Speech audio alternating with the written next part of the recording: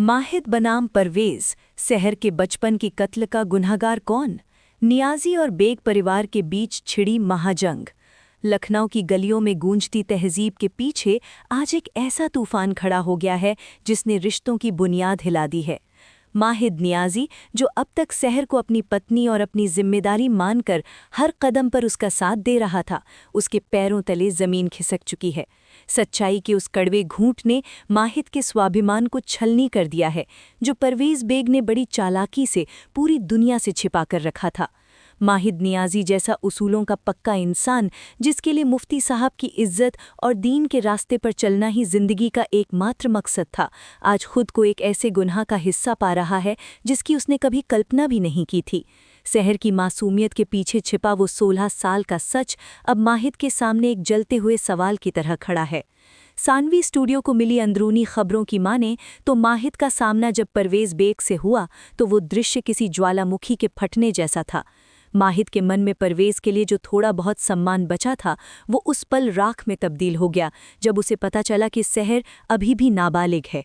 Parvez bag, जिसने अपनी झूठी शान, खानदान की रिवायत और अपनी अना को संतुष्ट करने के लिए अपनी ही बेटी के भविष्य का सौदा कर दिया, आज माहिद की नफरत का सामना कर रहा है।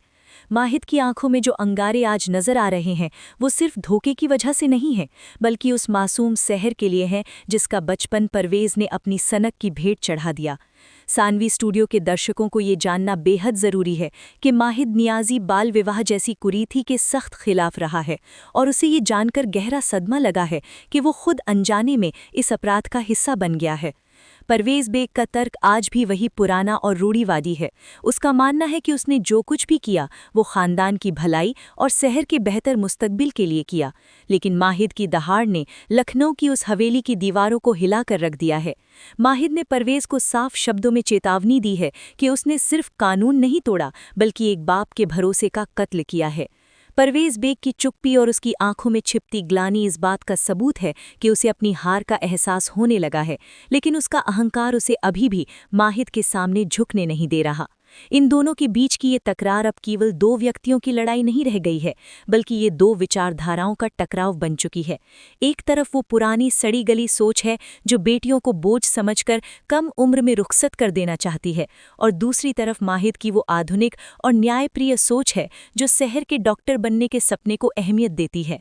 शहर जो इस पूरे ड्रामे के केंद्र में है, उसकी हालत आज एक ऐसे परिंदे जैसी हो गई है जिसका आसमान छीन लिया गया हो। एक तरफ उसका वो पिता है जिससे उसने हमेशा प्यार और डर का मिला-जुला रिश्ता रखा, और दूसरी तरफ उसका शौहर माहिद है जिसके प्रति उसके मन में धीरे धीरे सम्मान और प्रेम की भावना जाग रही थी। लेकिन आज इस खुलासे ने शहर को अपराधी की तरह खड़ा कर दिया है। सानवी स्टूडियो के विश्लेषण के अनुसार माहिद का गुस्सा शहर पर नहीं, बल्कि परवेज के उस झूठ पर है जिसने कई जिंदगियों को दांव पर लगा दिया। माहिद का मानना है कि परवेज ने न केवल उसे अंधेरे में रखा, बल्कि मुफ्ती साहब के पाक नाम को भी इस विवाद में घसीट लिया।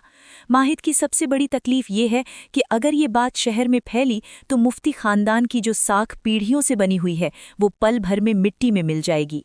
नियाजी और बेग परिवार के बीच अब जो खाई पैदा हुई है उसे भरना नामुमकिन सा लग रहा है। माहिद ने स्पष्ट कर दिया है कि वो इस रिश्ते को उस रूप में स्वीकार नहीं कर सकता जिसमें फरेब की गंध आती हो। परवेज बेग ने माहिद को शांत करने की कोशिश की, उसे दुनियादारी और रस्मों का वास्ता दिया, लेकिन माहिद ने उसके हर तर्क को अपनी दलीलों से काट दिया। माहिद का परवेज से पूछना कि क्या उसने एक बार भी शहर की मर्जी जाननी चाहिए, परवेज के पास इस सवाल का कोई जवाब नहीं था। सानवी स्टूडियो के पास जानकारी है कि माहिद अब शहर को लेकर एक ऐसा कड़ा फैसला लेने वाला है जो परवेज बेग के होश उड़ा देगा। माहिद अब शहर को उसकी उम्र पूरी होने तक और उसकी शिक्षा पूरी होने तक एक अलग मुकाम पर रखने की बात कर रहा है, जो परवेज की नज़र में उसकी हार और समाज में बदनामी का सबब है।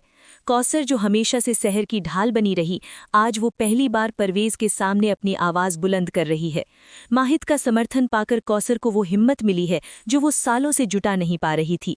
कौसर का कहना है कि परवेज ने शहर के साथ जो किया वो गुनाह है और माहिद का गुस्सा पूरी तरह जायज़ है।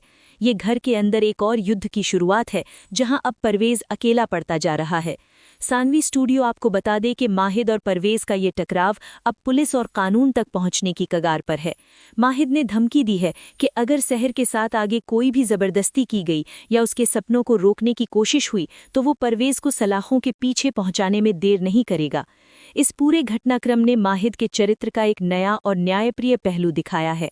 वो एक ऐसा नायक बनकर उभरा है जो अपनी पत्नी के हक के लिए अपनी ही ससुर के खिलाफ खड़ा हो गया है। परवेज बेग की चालें अब उसी पर भारी पड़ती दिख रही हैं। जिस शादी को उसने अपनी सबसे बड़ी जीत समझा था, वही शादी आज उसके गले की फांस बन गई है। माहिद नियाजी का परवेज को दिया गया वो आखिरी अल्टीमेटम कि सहर का बचपन वापस नहीं आ सकता, लेकिन उसका भविष्य बर्बाद होने से मैं बचाऊंगा, इस शो की कहानी को एक नए मोड़ पर ले आया है। सानवी स्टूडियो लगातार इस ट्रैक पर नजर बनाए हुए है, क्योंकि इसके बाद शो में एक बहुत बड़ा लीप आने की संभावना है, जहां सहर अपनी पढ़ाई पूरी करके एक मजबूत महिला के रूप में वापस लौटेगी। परवेज और माहिद के बीच की ये दुश्मनी अब लखनऊ के गलियारों में चर्चा का विषय बनने वाली है। वसीम जैसे लोग जो पहले से ही ताक में बैठे थे, वे इस आग में घी डालने का काम करेंगे। लेकिन माहिद नियाजी ने साफ कर दिया है कि वो सहर की रक्षा के लिए किसी भी हद तक जा सकता है, चाहे फिर उसे परवेज बेग के पूरे खानदान से ही क्यों न लड़ना पड़े। सहर की आंखों के आंसू आज माहिद की ताकत बन गए हैं। माहिद का ये रूप देखकर परवेज को पहली बार अपनी सत्ता और अपनी सोच के ढहने का डर सता रहा है। ये जंग अब सिर्फ उम्र के एक कागज के टुकड़े की नहीं है, बल्कि ये जंग है उस सम्मान की जो सहर को मिलना चाहिए था। सानवी स्टूडियो के साथ बने रहिए, क्योंकि आगे आने वाले एपिसोड्स में माहिद नियाजी का एक ऐसा रूप सामने आएगा जो परवेज बेग के अहंकार को पूरी तरह चकनाचूर कर देगा और सहर को वो मुकाम दिलाएगा जिसकी वो हकदार है।